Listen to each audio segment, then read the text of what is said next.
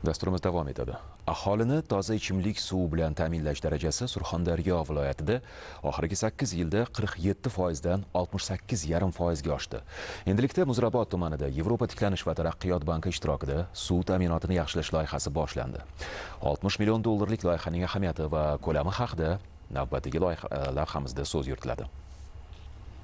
Davlatimiz rahbarining 2022-yil 2-avgustda qabul qilingan tegishli qarorida Sherobod tumanida mavjud Oqtosh va Poshxo'rti yer osti suv manbalaridan foydalanib, vohaning Muzrabot tumanida suv ta'minotini yaxshilash belgilangan. 160 ming nafar aholi yashaydigan hududning atigi 50% dan sal ko'prog'i markazlashgan ichimlik suvi bilan ta'minlangan. Yana ham aniqroq aytganda, butun boshli tumandagi 37 ta mahalladan bittasi to'liq, 25 tasi qisman suv ta'minotiga ega. Yana 11 ta mahallada aholi suvni tashib, sotib olib ichishga majbur. Ana shu og'ir masalaga yechim sifatida boshlangan loyihaning qiymati 60,4 million dollarni tashkil qiladi. Unga ko'ra 479,2 kilometr ichimlik suvi tarmog'ini qurish va rekonstruksiya qilish, 18 ta suv taqsimlash inshooti barpo etish va 2 ta umumiy quvvati 24,3 ming metr kub bo'lgan ichimlik suv hovuzlari, laboratoriya va nazorat binosini qurish ko'zda tutilgan.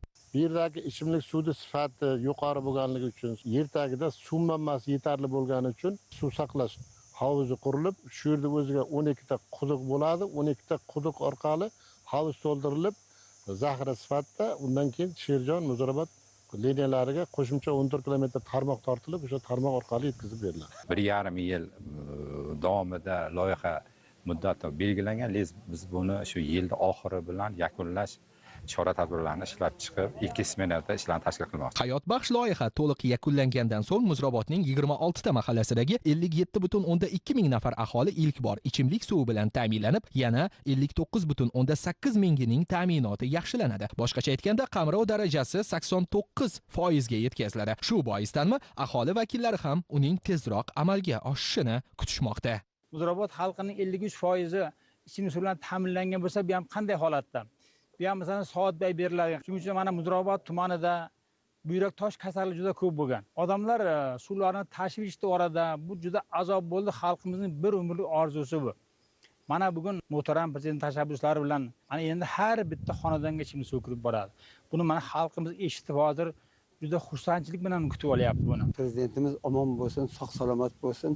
Mana ishlar hammasi jadallik bilan boshlanib ketdi. Bundan avvalroq mas'ul rahbarlar kelib, nuronlar bilan suhbatlashib, qurishlarning, loyihalarning masalalarini qilib ketdi. Mana bugunga kelib qarang, mana shu amalda ro'yobga chiqdi. Surxondaryoliklar suvning qadrini boshqalardan ko'ra chuqurroq his qiladi. Chunki u ko'p yillar vohaning eng og'riqli muammolaridan biri bo'lgan. Endilikda olis hududlarda ham bu masala hal etilyapti. Muzrabot tumanida ham suv ta'minotini yaxshilash bu inson salomatligiga, hududlar taraqqiyotiga kiritilgan sarmoyadir.